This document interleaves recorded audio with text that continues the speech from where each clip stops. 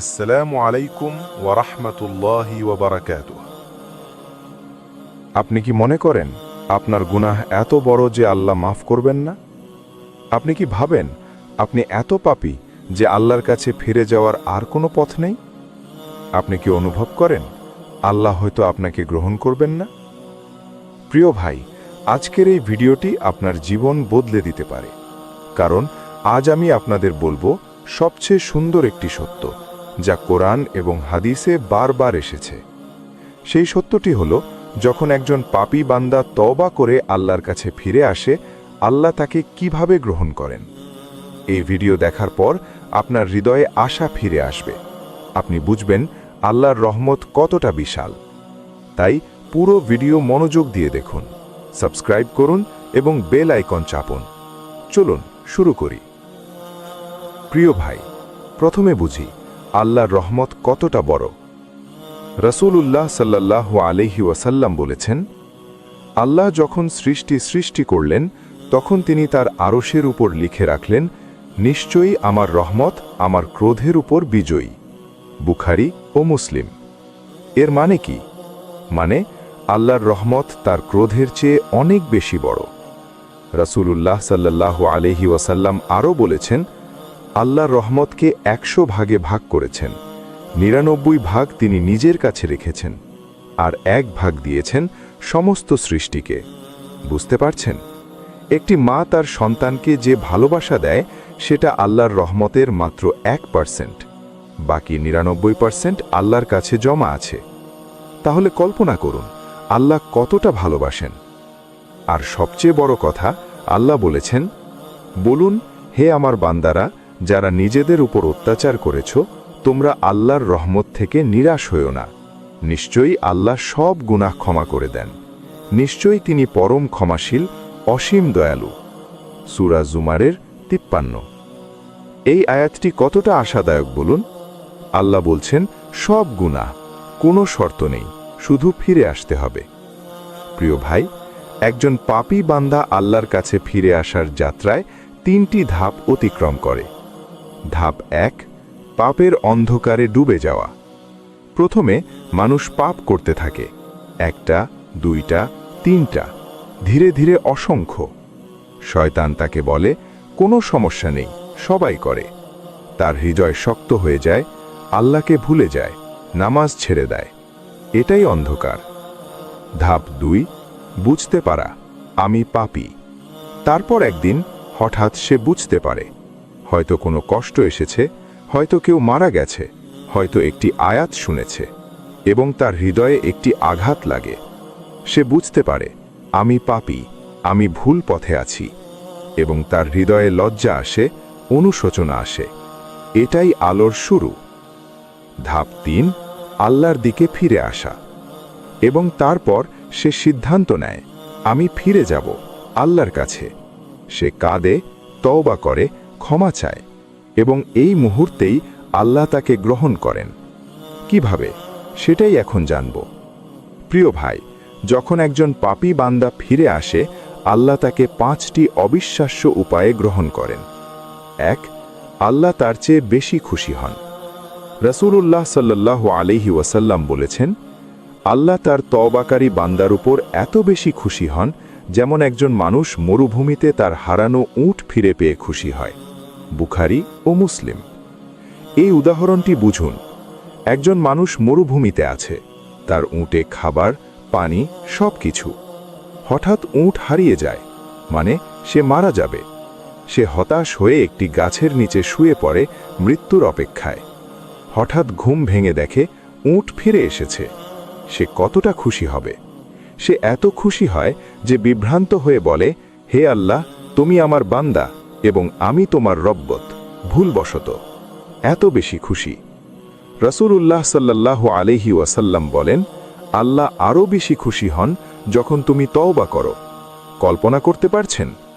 আপনি যখন তওবা করবেন, আল্লাহ আনন্দিত হবেন। আল্লাহ সব গুনাহ মুছে দেন। রাসূলুল্লাহ সাল্লাল্লাহু আলাইহি ওয়াসাল্লাম বলেছেন, যে তওবা করে সে এমন হয়ে যায় যেন তার কোনো গুনাহই নেই। ইবনে মাজাহ। মানে কি? মানে আল্লাহ শুধু মাফ করেন না, সম্পূর্ণ মুছে দেন। কোনো চিহ্ন থাকে না, কোনো দাগ থাকে না। আল্লাহ বলেছেন, তওবা যারা করে, ঈমান আনে এবং ভালো কাজ করে, আল্লাহ তাদের পাপগুলোকে পুণ্যে পরিবর্তন করে দেন। সূরা ফুরকানের ৭০। শুনেছেন, পাপ পুণ্যে পরিবর্তন মানে যে পাপ করে তওবা করেছে সেই পাপগুলো সওয়াবে পরিণত হয়। এটি কতটা অবিশ্বাস্য রহমত! রাসূলুল্লাহ সাল্লাল্লাহু আলাইহি ওয়াসাল্লাম বলেছেন, যখন কোনো বান্দা তওবা করে, আল্লাহ ফেরেশতাদের ডেকে বলেন, দেখো, আমার এই বান্দা তওবা করেছে, তোমরা সাক্ষী থাকো, আমি তাকে মাফ করে দিলাম। কল্পনা করুন, আকাশের ফেরেশতারা আপনার তওবার সাক্ষী হচ্ছেন। আল্লাহ তাদের জানাচ্ছেন, আমি তাকে মাফ করে দিয়েছি। এটি কতটা সম্মানের!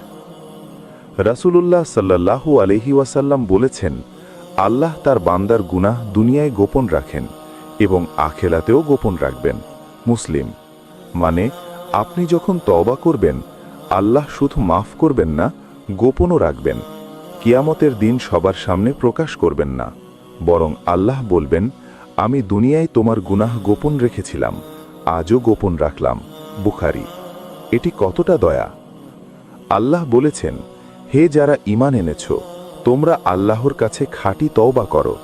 আশা করা যায় তোমাদের রব তোমাদের পাপগুলো মুছে দেবেন এবং তোমাদের জান্নাতে প্রবেশ করাবেন। সূরা তাহরিম ৮। মানে তওবা করলে আল্লাহ শুধু মাফ করেন না, নতুন জীবন দেন, নতুন সুযোগ, নতুন শুরু, নতুন পথ। অনেকে তওবা করার পর বলেন, আমার জীবন পুরোপুরি বদলে গেছে, কারণ আল্লাহ তাকে নতুন করে সাজিয়েছেন। এখন প্রশ্ন, কিভাবে তওবা করব? আলেমরা বলেছেন, সত্যিকারের তওবার ৫টি শর্ত আছে। ১. গুনাহ ছেড়ে দেওয়া, এখনই বন্ধ করুন। যেই গুনাহ করছেন এখনই ছেড়ে দিন। ২. অনুশোচনা করা, মন থেকে অনুভব করুন, আমি ভুল করেছি, লজ্জা করুন। ৩. আল্লাহর কাছে ক্ষমা চাওয়া, দোয়া করুন, কাঁদুন, বলুন, হে আল্লাহ, আমাকে মাফ করুন। ৪. আবার না করার সিদ্ধান্ত নেওয়া, মনে মনে প্রতিজ্ঞা করুন, আমি আর এই গুনাহে ফিরে যাব না। ৫. অন্যের হক থাকলে ফেরত দেওয়া, যদি কারো টাকা নিয়েছেন ফেরত দিন, কারো সাথে খারাপ করেছেন ক্ষমা চান। এই ৫টি শর্ত পূরণ করলে আপনার তওবা খাঁটি, নাসুহা। প্রিয় ভাই, ইতিহাসে এমন অনেক মানুষ ছিল যারা অনেক বড় পাপী ছিল, কিন্তু তওবা করার পর আল্লাহ তাদের গ্রহণ করেছেন। উমর ইবনুল খাত্তাব রাদিয়াল্লাহু আনহু, তিনি ইসলামের আগে কি করতেন? মদ পান করতেন, কন্যা সন্তান জীবন্ত কবর দিতেন, মুসলিমদের নির্যাতন করতেন, এমনকি রাসূলুল্লাহ সাল্লাল্লাহু আলাইহি ওয়াসাল্লামকে হত্যা করতে যাচ্ছিলেন। কিন্তু যখন তিনি ইসলাম গ্রহণ করলেন, আল্লাহ তাকে এত উঁচুতে নিয়ে গেলেন যে তিনি হলেন ফারুক উমর, ইসলামের দ্বিতীয় খলিফা, জান্নাতের সুসংবাদপ্রাপ্ত। ওয়াহশী রাদিয়াল্লাহু আনহু, তিনি কে ছিলেন? যিনি হামজা রাদিয়াল্লাহু আনহুকে অর্থাৎ রাসূলের চাচাকে হত্যা করেছিলেন। এত বড় গুনাহ, কিন্তু যখন তিনি তওবা করে ইসলাম গ্রহণ করলেন, আল্লাহ তাকে মাফ করলেন এবং পরবর্তীতে তিনি মুসাইলিমা কাজ্জাবকে অর্থাৎ মিথ্যা নবীকে হত্যা করেন। এই গল্পগুলো কি বলে? কোনো পাপ এত বড় নয় যা আল্লাহ মাফ করতে পারেন না। প্রিয় ভাই, আপনি যদি এখন শুনছেন এবং মনে করছেন, আমার গুনাহ অনেক বেশি, আল্লাহ হয়তো আমাকে মাফ করবেন না, আমি যোগ্য নই, তাহলে শুনুন, আল্লাহ আপনাকে ডাকছেন। আল্লাহ বলেছেন, তোমরা আমার রহমত থেকে নিরাশ হয় না। সূরা জুমারের ৫৩। আল্লাহ আরও বলেছেন, নিশ্চয়ই আমি তওবাকারীদের ভালোবাসি।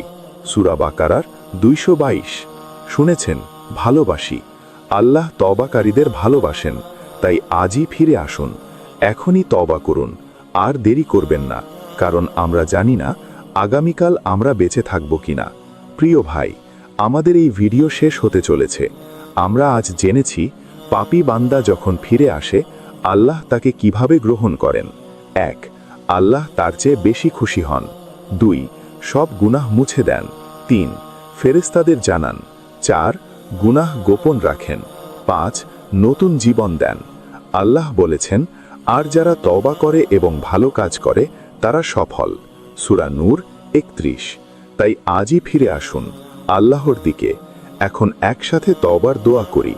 আস্তাগফিরুল্লাহ আল আজিম আল্লাজি লা ইলাহা ইল্লা হুয়াল হাইয়ুল কাইয়ুম ওয়া আতুবু ইলাইহি। আল্লাহুম্মা আনতা রাব্বি লা ইলাহা ইল্লা আন্ত খালাকতানি ওয়া আনা আবদুক।